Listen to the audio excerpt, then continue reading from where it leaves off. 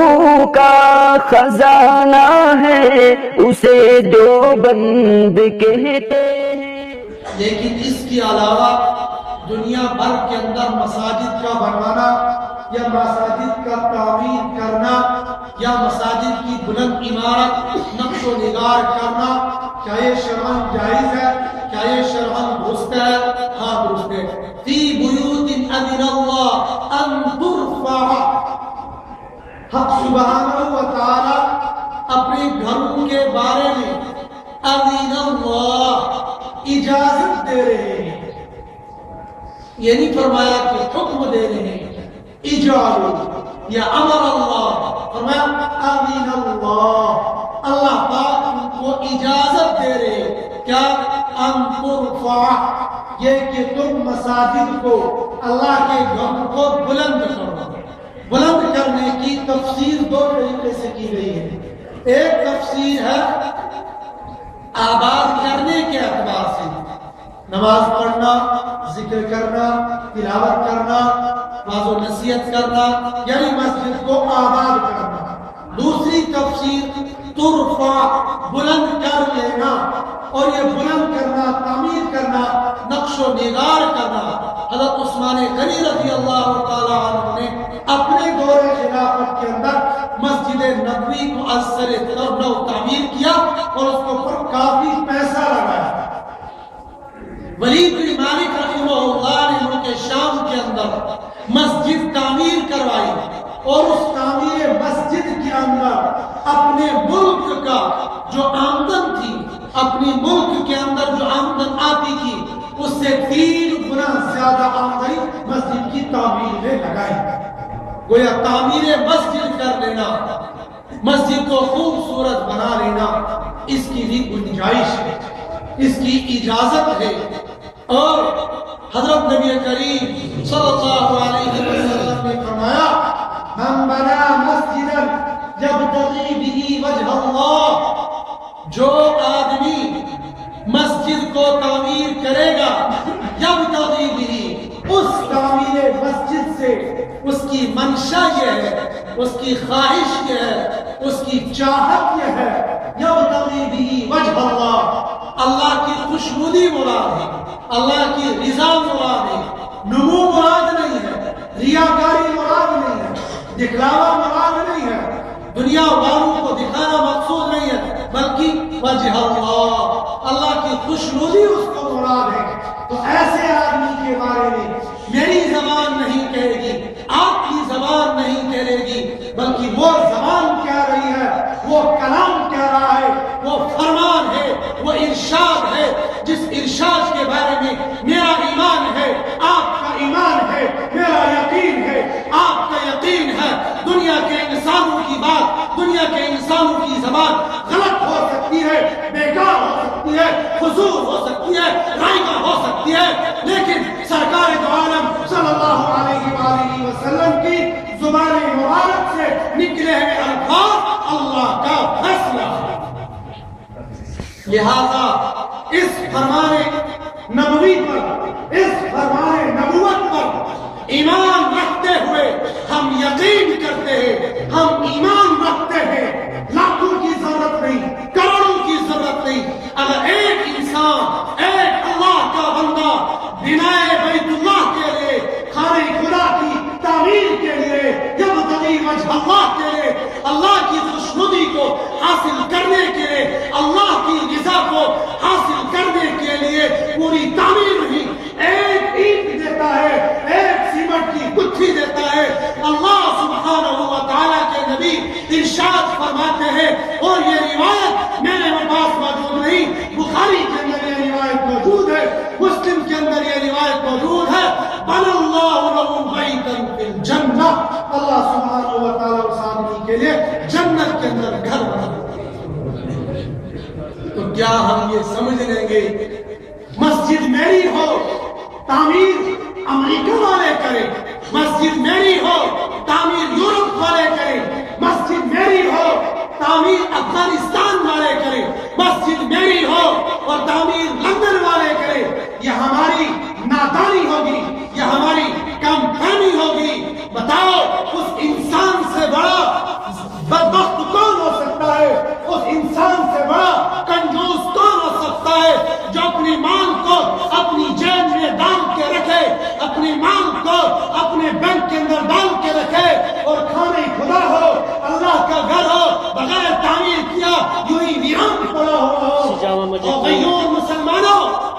اپنی غیرت کو جھنجھوڑو، ذرا اپنی غیرت کو للکارو۔ آج ہمارے گھر ایسے تعمیر ہو گئے ہیں، ہمارے باتھ روموں کا حال کیا ہے؟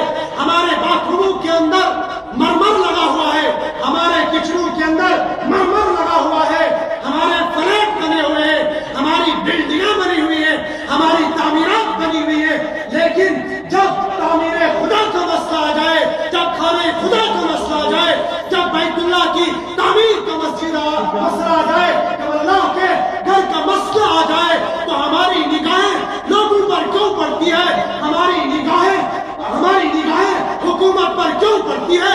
ہماری نگاہیں سرکار پر کیوں جاتی ہے؟ ارے میرے ایمانی بھائیوں، یہ بیت اللہ کو تعمیر کرنا، ان مساجد کو تعمیر کرنا، یہ آپ کی ذمہ داری ہے، یہ میری ذمہ داری ہے، یہ ہر انسان کی ذمہ داری ہے۔ لیکن آج کے مسلمان کو کیا ہو گیا ہے؟ میری غیرت کہاں کھو چکی ہے، میری غیرت کہاں گم ہو گئی ہے۔ جب مسجد کی تعمیر کا مسئلہ آتا ہے، ہم سب سے پہلے سرکار کے سامنے اپنا دامن پھیلاتے ہیں۔ کیا مسلمانوں کی غیرت اتنی ڈوب چکی ہے؟ کیا مسلمانوں کا مال ختم ہو چکا ہے؟ میں بہت دور نہیں جاؤں گا، اپنی ریاست کا سروے کر کے، اپنی ریاست پر نگاہ ڈال کر میں یہ کہہ سکتا ہوں، اور بڑے وثوق کے ساتھ کہہ سکتا ہوں، اگر قسم کھا کر یہ کہوں گا، شاید میں خالص نہیں ہوگا، الحمدللہ ثم الحمدللہ، ہماری ریاست کے اندر ایسے افراد موجود ہیں، ایسے لوگ موجود ہیں، ایسے مالدار لوگ ہیں موجود ہیں جن کو اللہ نے مال دیا ہے، اگر وہ کھڑے ہو جائیں گے، ایک اللہ کا بندہ ساری مسجد کو تعمیر کر سکتا ہے، اور الحمدللہ ایسے لوگ موجود ہیں۔ مگر وجہ صرف یہ ہو گئی ہے، ہمارا رخ بدل چکا ہے، ہمارے دل کا رجحان بدل چکا ہے، ہمارے دماغ کی سوچ بدل چکی ہے۔ للہ، اللہ کے لیے اس سوچ کو بدل دو۔ جب ہمیں اپنا گھر تعمیر کرنا ہوتا ہے، ہم سرکار کے پاس اپنا دامن کیوں نہیں پھیلاتے؟ ہم قرضہ لے کر اپنے گھر کو تعمیر کرتے ہیں، ہم محنت مزدوری کر کے اپنے گھر کو تعمیر کرتے ہیں۔ تو یہ 20 کروڑ کا مسئلہ، یہ کیا مسئلہ ہے؟ آج ہم لوگ 20 کروڑ جموں کے اندر آپ کو کتنے فلیٹ ایسے ملیں گے اور کتنی بلڈنگیں ایسے ملیں گی جو ذاتی بلڈنگ ہے، اور 20 نہیں 50 کروڑ تک ان کی لاگت پہنچ چکی ہے۔ کیا اگر اللہ کا ایک بندہ کھڑا ہو جائے اور یہ اعلان کر دے، میں اپنی ذمہ داری سے مسجد کو تعمیر کروں گا، اپنے جیب خرچے سے مسجد کو تعمیر کروں گا، کیا آپ یہ تصور کر سکتے ہیں، خیال یہ کر سکتے ہیں کیا ہماری ریاست کے اندر اللہ کے ایسے بندے نہیں ہیں؟ یقیناً ہے، اور مجھے امید ہے انشاءاللہ ہمیں اپنی ریاست سے باہر جانے کی ضرورت نہیں پڑے گی۔ ارے بیرون ریاست سے لوگ یہاں پر چندہ اکٹھا کرنے کے لیے آتے ہیں، اور ہزاروں لاکھوں کی تعداد میں یہاں سے چندہ لے کر جاتے ہیں۔ ہماری یہ مسجد ریاست کا مرکز بن رہا ہے، ریاست کی مرکزی مسجد بن رہی ہے، پورے ریاست کا فیس بن رہا ہے، پورے ریاست کا چہرہ بن رہا ہے۔ کیا اس تعمیر جدید کے موقع پر ہم اپنی مسجد کو یوں ہی ناقص چھوڑ دیں گے اور اپنی وکیلی کو ثبوت پیش کریں گے؟ نہیں، انشاءاللہ مجھے اللہ کی ذات سے امید ہے، ہم لوگوں میں سے کچھ لوگ اللہ تعالیٰ ضرور کھڑا کریں گے، میں اس تعمیر کو بہت جلد پائے تکمیل تک پہنچا دیں گے، اور انشاءاللہ ضرور پہنچائیں گے۔ لہذا ہمت کرو، دلوں کے اندر نیتیں کرو، ارادہ یہ کرو، ہم انشاءاللہ بیرون ریاست سے نہیں بلکہ اپنی ریاست سے۔ ارے میرے ایمانی بھائیوں، دامن پھیلانا اپنی ذات کے لیے عار ہے، اپنی ذات کے لیے ممنوع ہے، ناپسندیدہ ہے۔ اللہ کے گھر کو تعمیر کر لینے کے لیے اور اللہ کے دین کو بلند کرنے کے لیے حضرت نبی کریم صلی اللہ علیہ وسلم نے خود چندے کا اعلان کیا ہے۔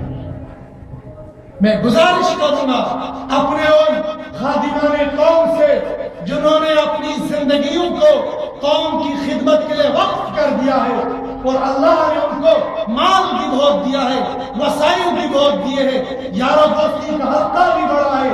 اگر ہمارے کچھ خادمان قوم کھڑے ہو کر اس بات کا عزم کریں گے، اس بات کا اعلان کریں گے، اس بات کی نیت کریں گے، مسجد کا ایک حصہ کوئی مشکل بات نہیں۔ ایک اللہ کا بندہ یہ نیت کر سکتا ہے مسجد کے اندر جتنی اینٹیں لگی ہے انشاءاللہ میں اپنے ذمہ لیتا ہوں، اور ذمہ لینے کے لیے کوئی ضروری نہیں ہم ابھی اسی وقت میں لا کر ساری اینٹیں ڈال کر دیں گے، سارا سیمنٹ لا کر ڈال دے، ساری ریت لا کر ڈال دے، ساری بجری لا کر ڈال دے، نہیں، رفتہ رفتہ وقت کے ساتھ سال 2 سال 3 سال کے اندر ہماری ریاست کی یہ مرکزی مسجد انشاءاللہ بہت زیادہ خوبصورت بن سکتی ہے، بہت اچھی بن سکتی ہے، لیکن ضرورت اس بات کی ہے ہم تھوڑا سا حوصلہ تو کریں، تھوڑا سی نیت تو کر لیں، تھوڑا سا ارادہ تو کر لیں، انشاءاللہ اللہ کی ذات سے امید ہے ہماری یہ مسجد بہت جلد بن سکتی ہے۔ ہمت ہارنے کی ضرورت نہیں ہے،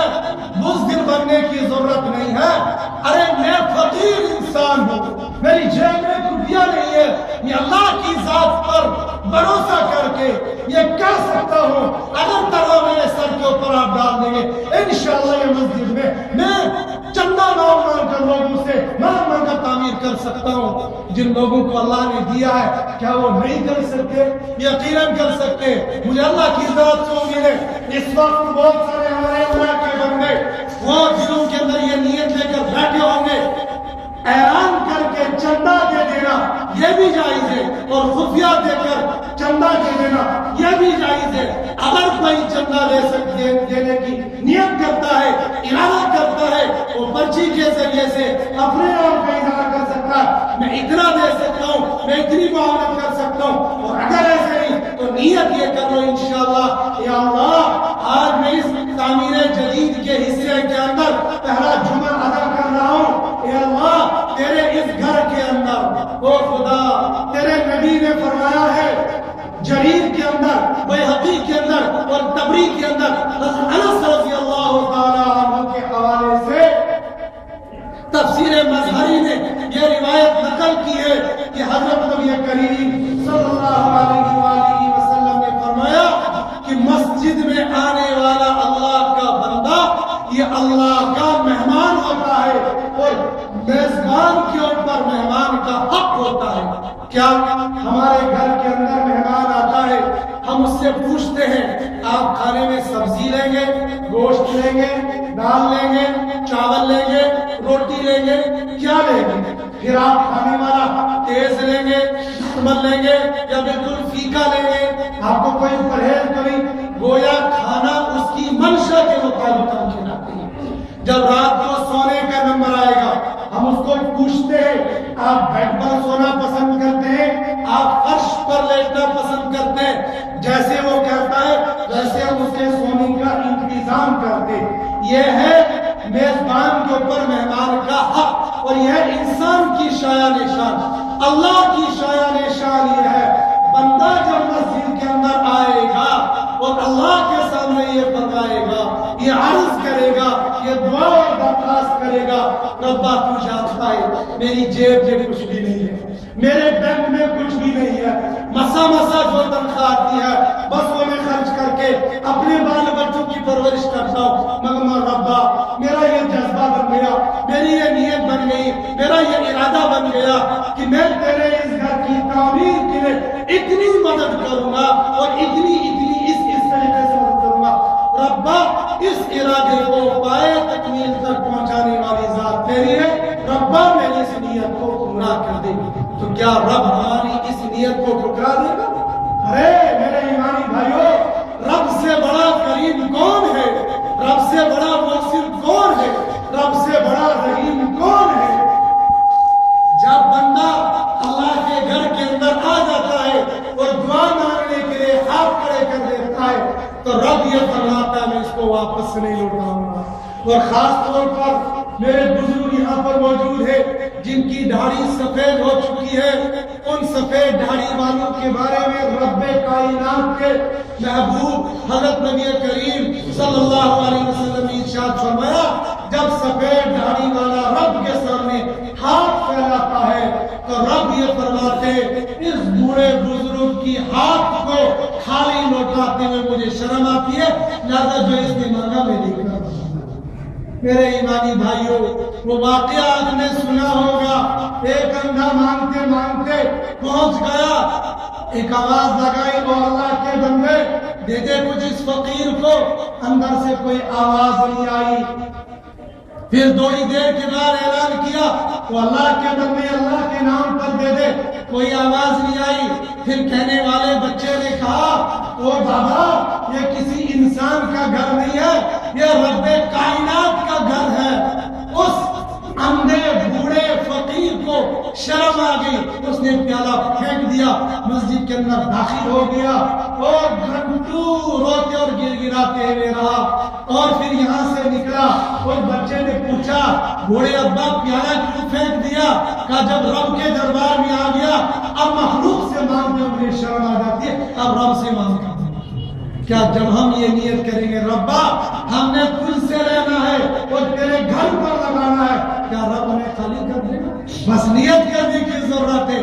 اور جامع مسجد ہو، پوری ریاست کی مسجد ہو، حضرت نبی کریم صلی اللہ علیہ وسلم نے فرمایا، لوگوں اگر ایک آدمی اپنے گھر میں نماز پڑھتا ہے اس کو ایک نماز کا ثواب ملتا ہے، اگر وہ اپنے محلے کی مسجد میں نماز پڑھتا ہے تو اس کو 25 نمازوں کا ثواب ملتا ہے، اگر وہ جامعہ مسجد کے اندر نماز پڑھتا ہے اس کو 500 نمازوں کا ثواب ملتا ہے، اگر وہ مسجد اقصی میں نماز پڑھتا ہے اس کو 1000 نمازوں کا ثواب ملتا ہے، اگر وہ میری مسجد یعنی مسجد نبوی میں نماز پڑھتا ہے اس کو 50,000 نمازوں کا ثواب ملتا ہے، اور اگر وہ مسجد حرام میں نماز پڑھتا ہے اس کو 1,00,000 نمازوں کا ثواب ملتا ہے۔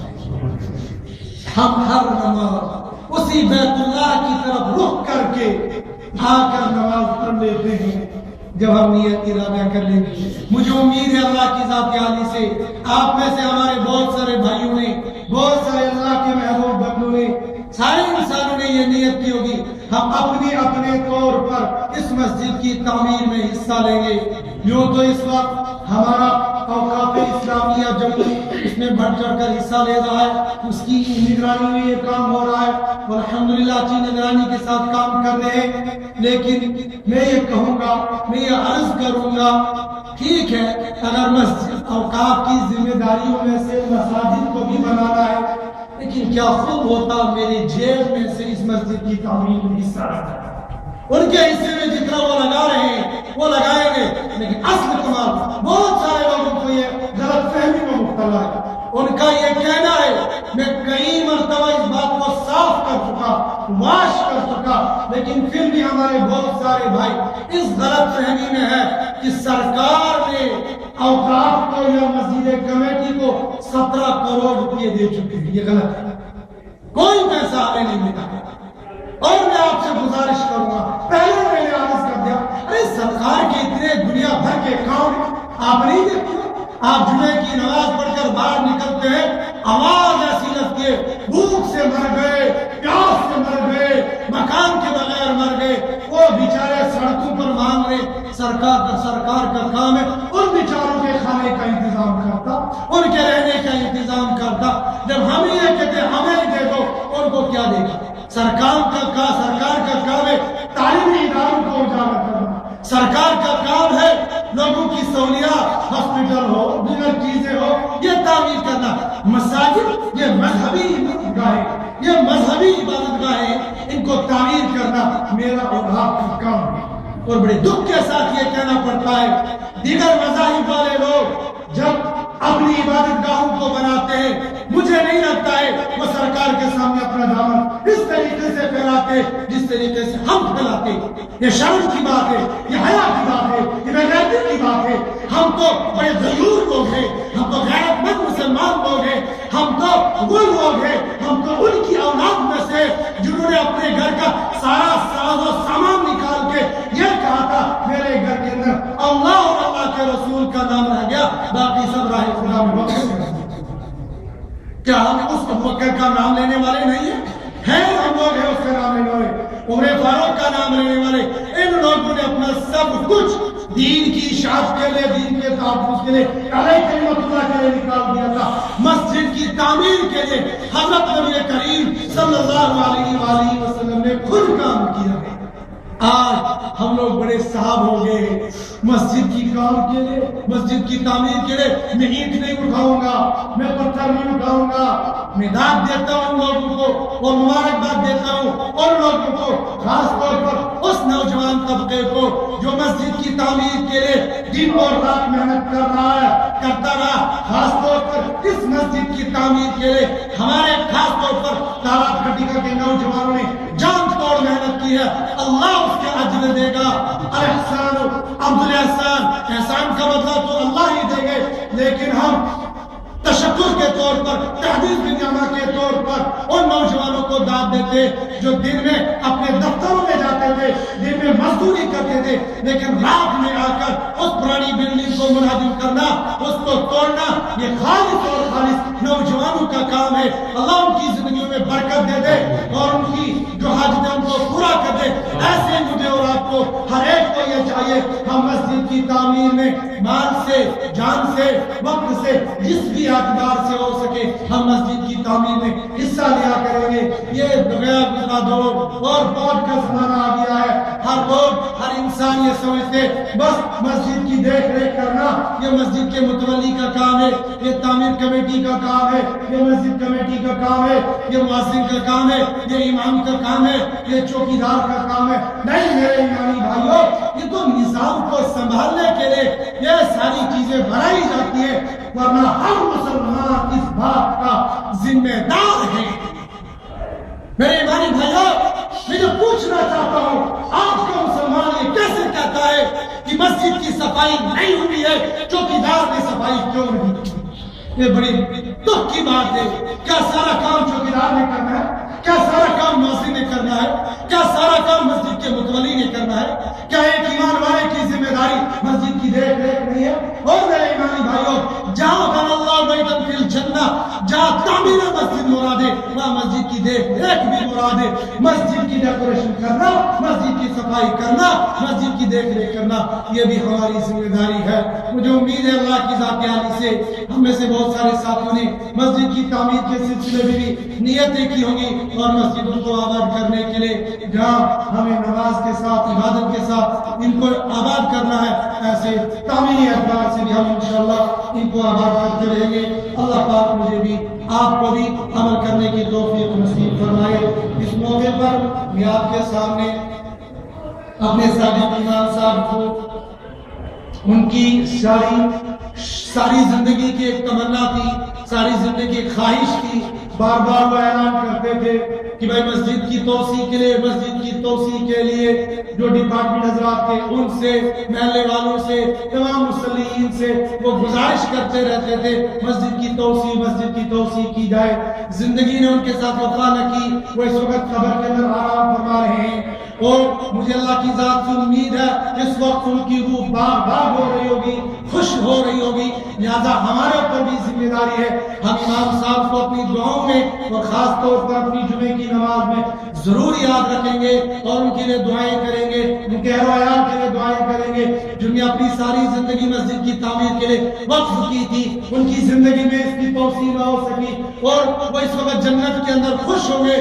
یا اللہ، میری جو آواز ہوا کرتی تھی، میری جو دعا ہوا کرتی تھی، گرچہ میری زندگی میں نہ صحیح، میری زندگی کے بعد ہی تو یہ تعمیر ہوگی۔ کل ہی ہمارے بزرگ یہ کہہ رہے تھے مولانا صاحب، ہماری زندگی بوڑھی ہو گئی، ہم سفید ہو گئے، یہ سنتے سنتے مسجد تعمیر ہوگی۔ آج ہم نئی مسجد کے اندر نماز پڑھ رہے اور انشاءاللہ جو مجوزہ بخشا ہے وہ بھی اگر زندگی نے وفا کی ہم اس کے اندر بھی نماز پڑھے، لیکن شکرانے کے طور پر ہمیں تو کچھ کرنا چاہیے۔ میں نے کہا شکرانے کی کوئی بات نہیں، جو چاہے وہ کرے۔